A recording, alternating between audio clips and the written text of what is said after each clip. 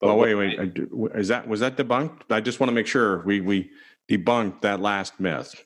the franchisor will find all your customers. Yes, is that debunked? That is officially debunked. All right, very good. Thank you. Now go on to the next one. Yeah, I just want to make sure we debunked it. Hello, and welcome to the Hire Yourself podcast. We publish episodes twice a week about franchising and business. Each Monday, we'll release a 30-minute episode where we dive deep into a topic. Thursdays are our shorter, lighter episodes where we will discuss things like business resources or topics of personal growth.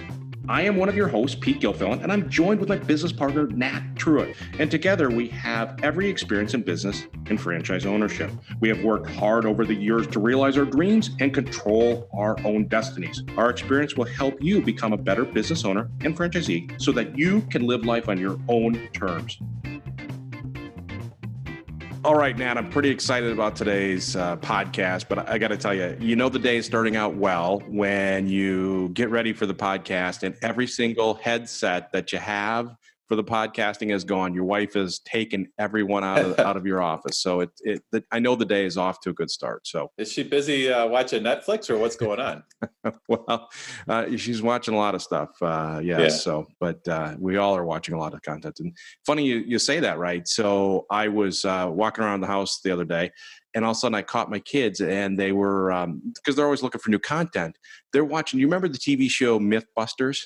Oh, yeah, I like that show. Yeah, right? They're like blow stuff up and try to, Yeah, so they're watching. I go, holy cow, I haven't seen that in ages. I think it's been off there for like 7 years, but they seem to have found it, right? And so I thought today what we do is in the kind of the concept of this whole myth busting is why don't we talk about myth busting in franchising or myths that people think about with franchising?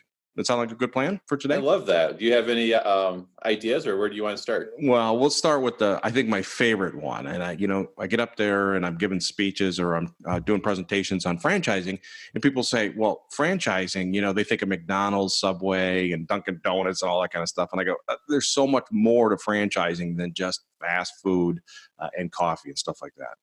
Yeah, that actually is totally true. I think it's because of just top of mind awareness where, you have like, Starbucks or McDonald's, all these brands are like on the corner of Main Street and Main Street. I remember when I bought my senior care franchise, I got that started and I just had an office kind of in an office building and there was no signage or anything. And then, over the years, I realized, wow, about 20 or 25% of franchising is like service companies or businesses that are very much behind the scenes, but just a huge part of the economy and employ tons of people. Oh yeah, I think they employ over 8 million people, franchises, right? The 800,000 established. It's funny. I use the example in my book, Nat, of, franchising touches every aspect of our life. Oh, I've never heard that before, Pete. I bet you haven't, right?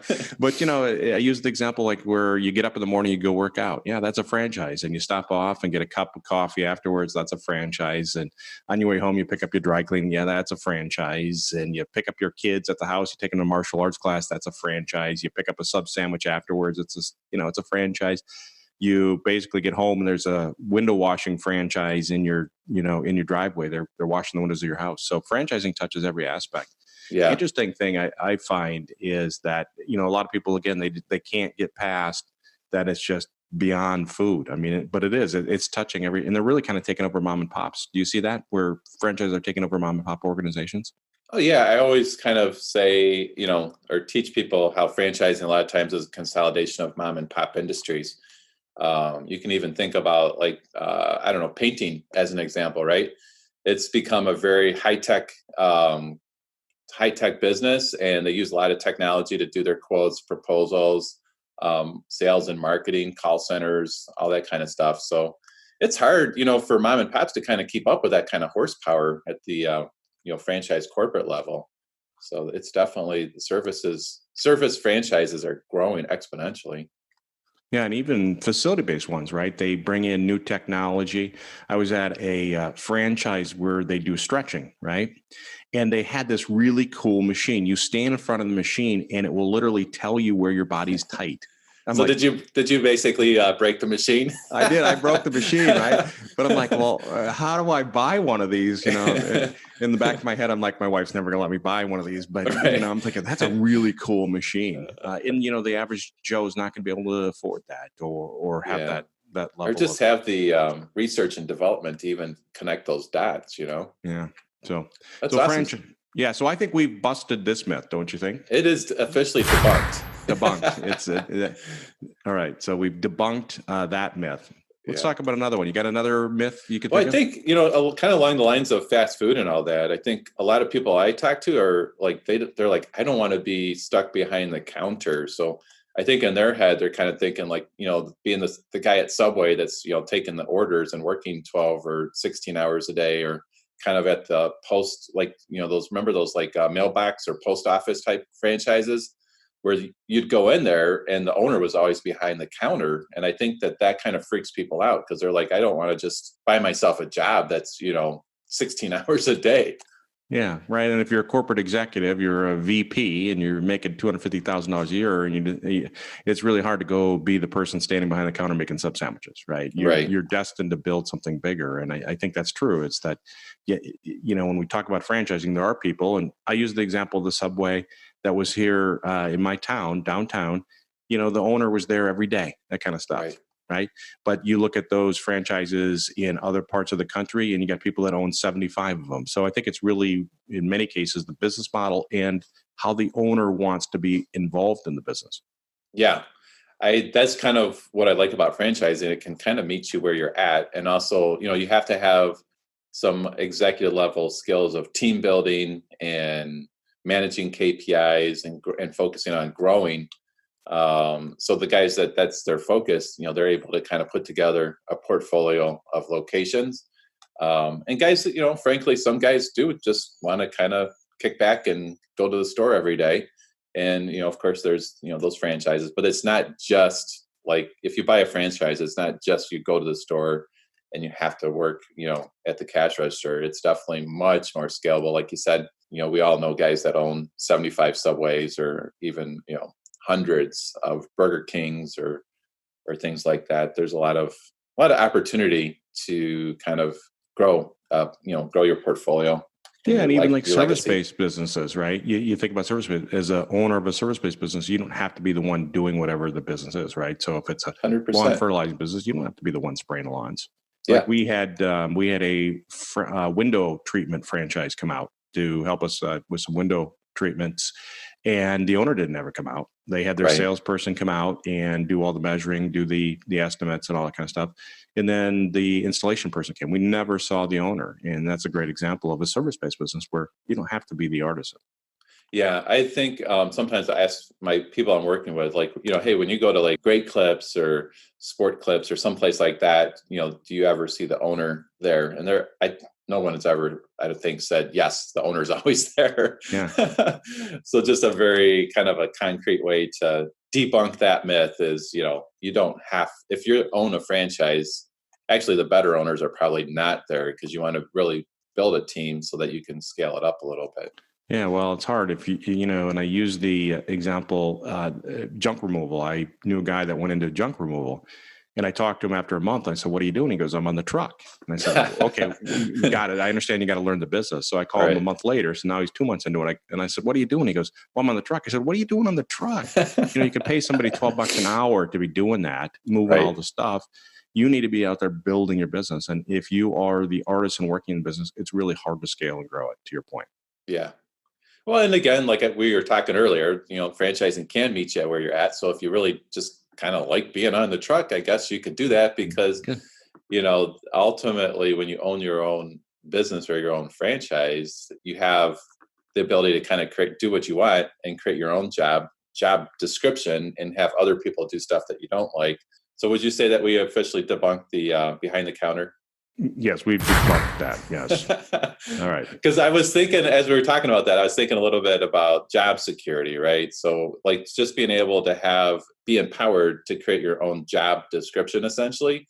Whereas when you're at corporate, like, yeah, what you got hired to do and all that, but especially, with pandemics and everything else, who knows what's going to happen with your position.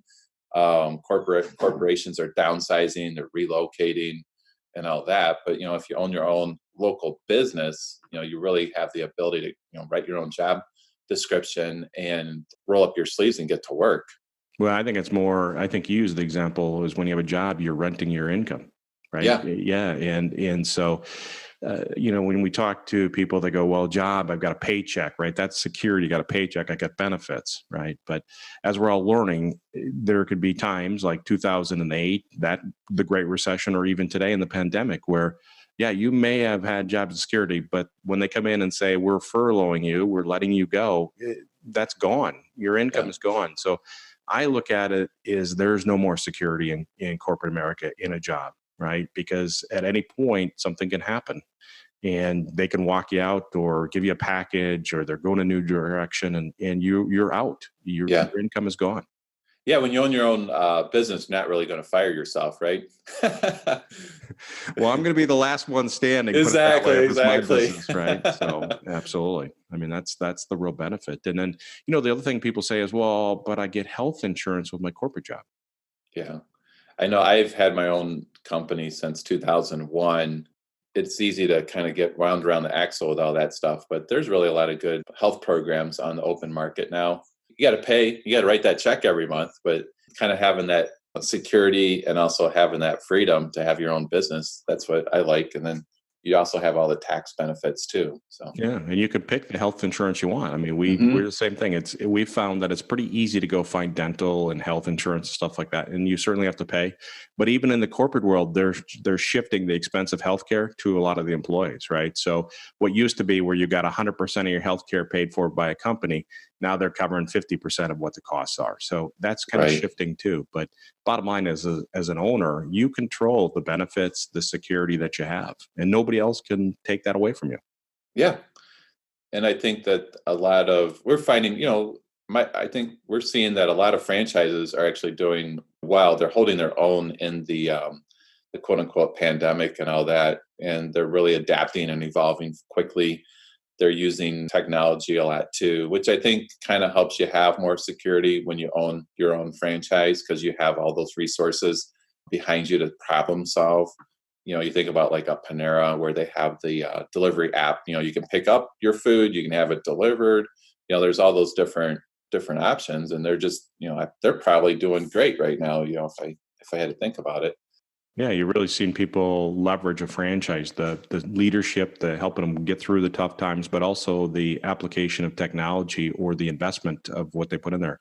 I Yeah, was thinking about a yoga franchise, right? And nobody's walking into a yoga studio at this given point yet.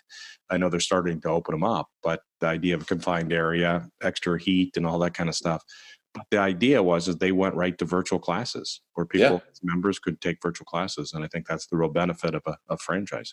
yeah. I think a lot of people keep their membership just because they like to be a part of it, and then that, like you said, they get the on-demand classes and what have you. Even with some of the massage franchises, I know people are keeping their memberships because they're just going to accrue the massages, and once things get back, they go back. They'll go start. They'll have 3 or 4 in the bank. I'm ready. Yeah. I'm really tight, so I could certainly use a massage right now. So, okay. All right. So I think that giving up job security has officially been debunked. Debunked. It is debunked. All right. What's the next one? What other myth do you know about? So like when I bought my first franchise, it was a senior care franchise, and I was kind of concerned because I wanted to be involved developing marketing materials and all that. So I think a lot of people are kind of like that, where they're like, you know, I'm I don't want to just be a robot. I like being a franchise is very cookie cutter. There's not a lot of room for personal expression or individuality. And what I learned through that was actually, you're already wearing 12 hats when you start your own business, right? So it's kind of nice to take a bunch of those things off your plate, at the corporate level, like, and actually not have to worry about the website, not have to worry about marketing materials, not have to worry about, what software to use and all that, because that's actually what you're paying for, ironically. But where I found I was able to really dig in and express, my individuality is just building relationships in the community and kind of solving those kind of problems. Senior care is very, it's kind of B2B, but it's also a little bit B2C. So business to business and also business to consumer. So just developing relationships, sales and marketing, problem solving. I think that gives you lots of areas to kind of put your fingerprint on the business, if you will. Yeah, I think a little bit about your example, right? You're really you've got a great business model. It's proven from that standpoint. And then you bring your personality to it, right? You put your Totally. personal touch on it. I think about a buddy of mine. He owns some salon suite concepts. And what he realized with these salon suite concepts is the artisans, the hairstylists that we're leasing the spaces from, every night they would have to take all their dirty towels home, wash them, dry them, and fold them, right? Yep. And he said, hey, listen, I know it's not part of the business model, but he went out and bought a whole bunch of towels, hired a towel masseuse, and that person collects the towels every night, washes them, dries them, folds them, puts them back in everybody's suite.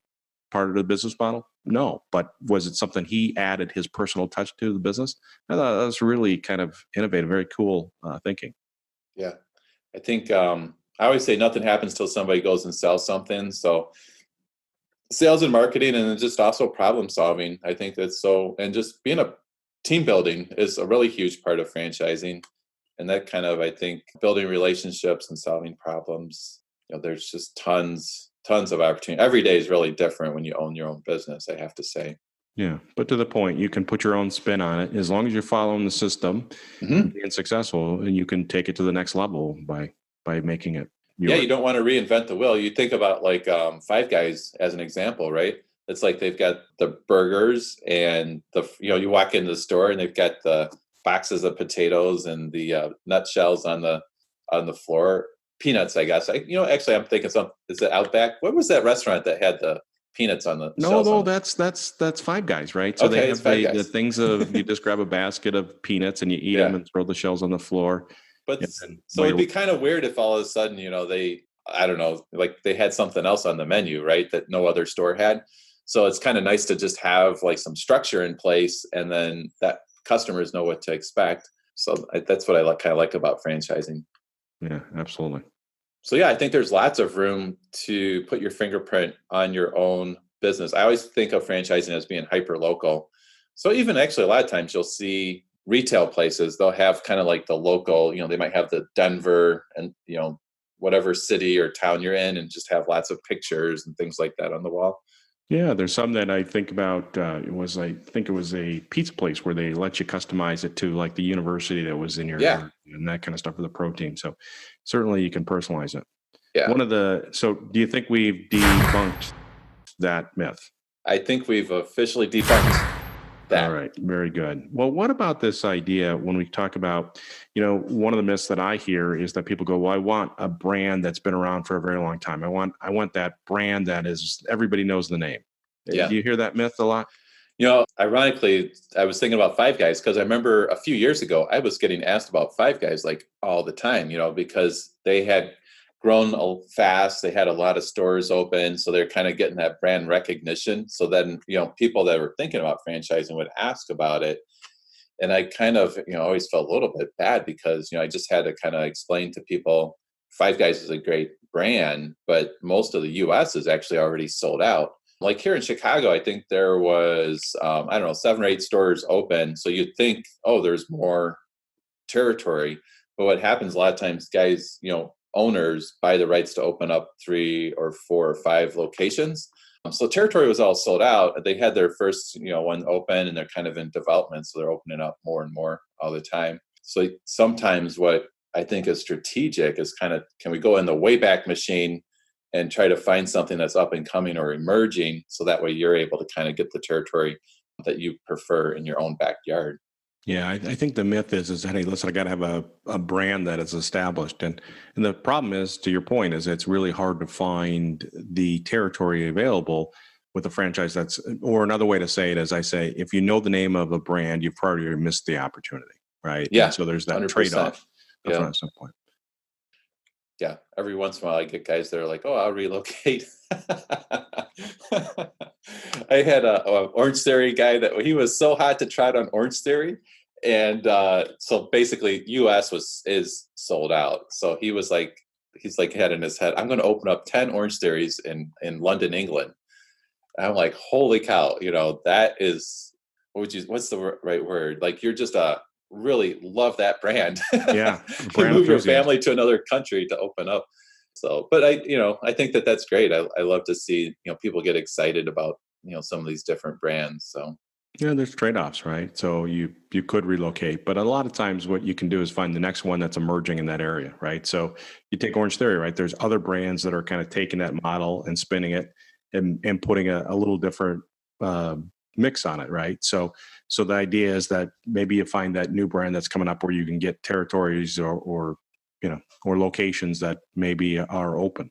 yeah, I always think there's only upside if you can kind of open up where you already have a network, because franchising really is hyper local. Even with like an Orange Theory or some sort of fitness, a lot of times, not surprisingly, your kind of your personal network are some of your first members and all that too. As you're kind of building it and growing it and everything. Yeah.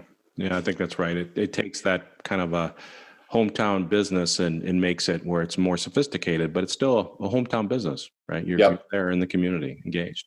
Yeah. So as far as the best franchise being having huge brand recognition, I think that that's always a good strategy. But I think we kind of debunked that sometimes it might be better to get the preferable territory in your backyard so that you can leverage your personal network and just have more of a hyper local approach. Yeah, getting something that's emerging opposed to established, right? Yeah. Absolutely. So debunk. All right. All right, You what's know, the s- next one? well, speaking of like some of these fitness places, people are probably like, "Oh my gosh, so that seems like really expensive to open up one of those." So I think a lot of times people have the perception that they cannot afford to start a franchise, especially like a retail franchise. It's too expensive. Yeah, I think of people that they come to me and say, I want to own a franchise, but I don't have $1 million to open up a McDonald's, right? And the truth of it is that when we look at franchising, there's all types of different investment levels required with the franchise. So, bottom line is that there's many different ways in which you can leverage your capital to get into a franchise. And so the investments can be different levels, and there are different ways in which you can capitalize that business. What you really have to get into is understanding what are the capital requirements for a franchise. How much liquid capital do you have to have? Because all franchises require you to have so much liquid capital, and they require you to have so much net worth. And so the combination of those two, also tied with different things like funding, there's many different ways to capitalize a franchise. Totally. And actually, right now, I think there's a lot of great real estate options too, because a lot of businesses, there's going to be a lot of transition after this pandemic. So I think that there's going to be a lot more open or available real estate to get started. So that would be great too. Well, or in even resale opportunities, right? Where you may be able to pick up something where it's established, it's going, but they're done, they're ready to move on, and so there might be some opportunities there too. Yeah. Awesome. So franchising is not too expensive. Myth busted. Myth debunked. Awesome. What about? I know one of them myths that I hear all the time is, "Hey, the franchisor is going to find all my customers, right? They're just they're gonna bring all the customers to me. I don't have to do anything. They're just going to bring them to me." Do you hear that? Well, that would be really great. Like, can I invest, just a little bit of money, make a lot of money, and not do any work? I'll take 10 of those. Yeah, yeah, absolutely. So I think with franchising, right, is that you, to your point, have to do the work, right? But Yeah. the idea is they have the system, they know the customers you're looking for, they know how to go find those customers, but ultimately it's your responsibility as the owner to go get those customers and most importantly to close them. Wouldn't you Yep. agree? 100%. I was talking to a guy that owns some Subways, and he was telling me about this one location that he had that was like the worst location. So, but instead of just sitting on his hands waiting for customers to come to him, and this was like years ago. So, this was kind of, I thought, innovative. He actually started going out and doing like B2B. So he started really marketing the catering and all that, which I don't think was quite as prevalent, like 10 plus years ago. But he, went out and started marketing to schools and sports teams and all that. And he ended up that Subway was one of his best performing ones just because he literally kind of built like a B2B. He went out and built the business manually and then they delivered the catering. A lot of times, one of my favorite sayings is nothing happens till someone goes and sells something. And when you think about a Subway, you think for sure, oh yeah, no brainer, open location customers come to me. But I think the owner, I think always you have to be prepared to go sell something if you have to. It's ultimately up to you as the owner. Ideally, you follow the system and the processes, but sometimes you just have to be willing to really get innovative and problem solve, which I think is, I personally like that because I like to be involved. Well, as a nature of an entrepreneur, you solve problems, right? Yep. And a franchise can have the systems, the processes in terms of marketing to help find customers. But at the end of the day, you got to execute, right? So you got to leverage the system. And if it's not working, you got to tweak it. You got to do what you need to do to drive that business.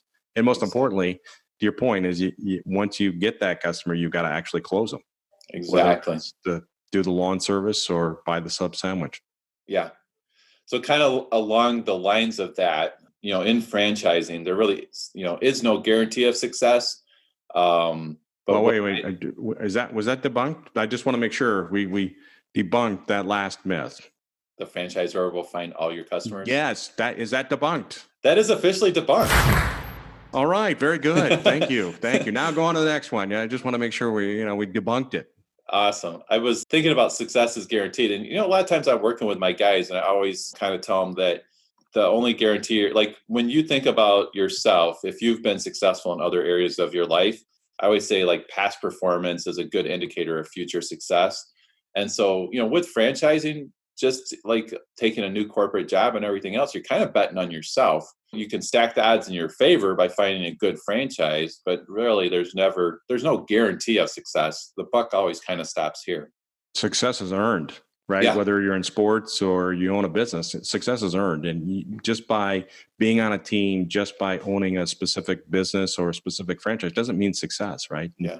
And so you have to go out there and make it happen. And Yep. I think sometimes people lose that, right? So, but a franchise is a set process. You have, I think, increased odds of success, but you still got to make it happen. You got to show up every day and drive that business and be successful.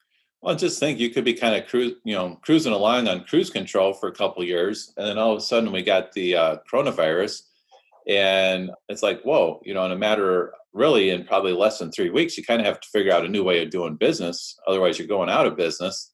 So I think, as an entrepreneur and a business owner, there is no guarantee of success. You still have to be able to be nimble, adapt to the times, adapt to the labor market, all those type of things. But like you said, I actually really like, with a franchise, you have the corporate kind of watching out for you, but you also have a good network of other franchise owners.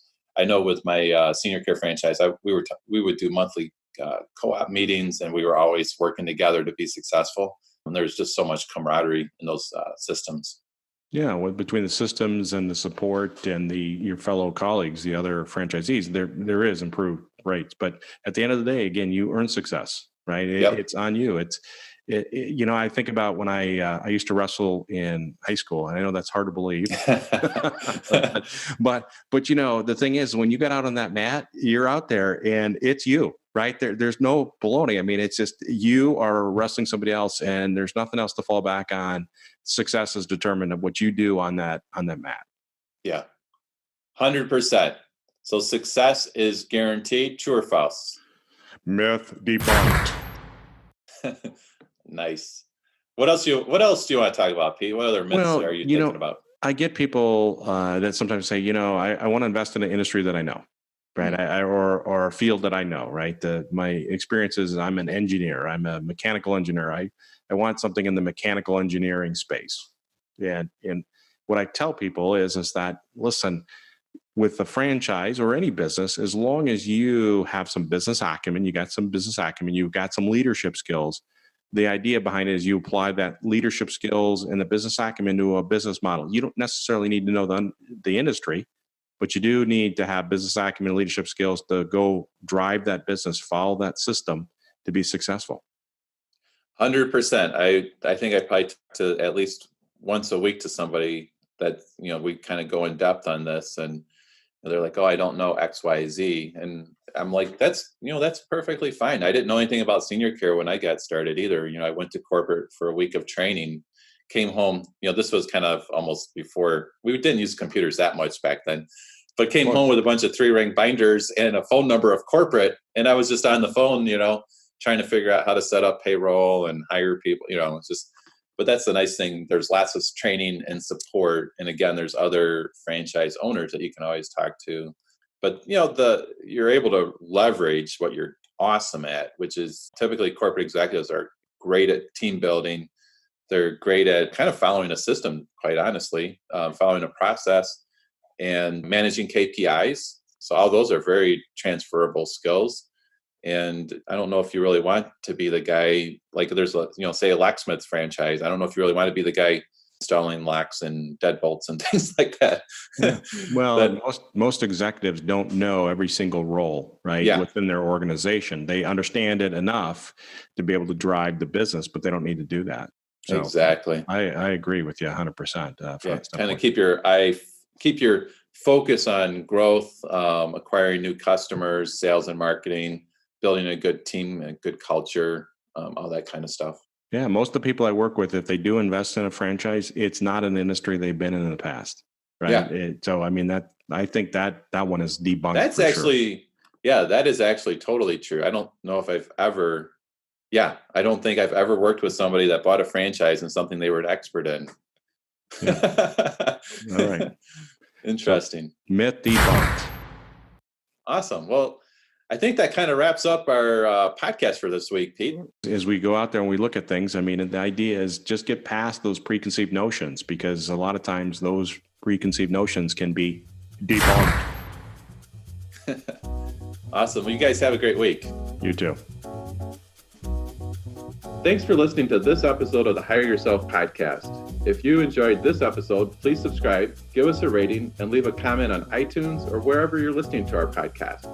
Hire Yourself offers some great resources on our website at hireyourself.com. And if you would like more content regularly, follow us on LinkedIn or Facebook. We look forward to you listening again to help you on your journey of living life on your own terms.